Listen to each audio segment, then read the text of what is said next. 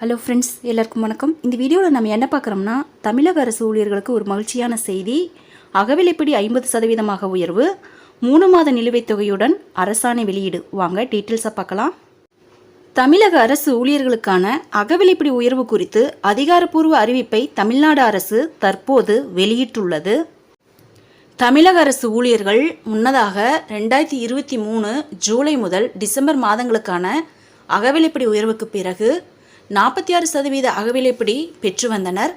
மேலும் நடப்பு மாதங்களுக்கான அகவிலைப்படி உயர்வு தேர்தல் அறிவிப்புக்கு முன்னதாக வெளியிடப்பட வேண்டும் என்று அரசு ஊழியர்கள் கோரிக்கை வைத்திருந்தனர். வெளியான AICPI குறியீட்டு தகவலின்படி மத்திய அரசு ஊழியர்களுக்கு கடந்த வாரம் 4% அகவிலைப்படி உயர்வு அறிவிக்கப்பட்டது. இதனை பின்பற்றி தற்போது தமிழக அரசு ஊழியர்கள் மற்றும் ஆசிரியர்களுக்கான அகவிலைப்படி தற்போது 4% உயர்த்தப்பட்டுள்ளதாக அரசாணை வெளியிடப்பட்டுள்ளது. இதன் மூலமாக தமிழக அரசு ஊழியர்களுக்கு 46%இலிருந்து அகவிலைப்படி 50% உயர்த்தப்பட்டுள்ளது.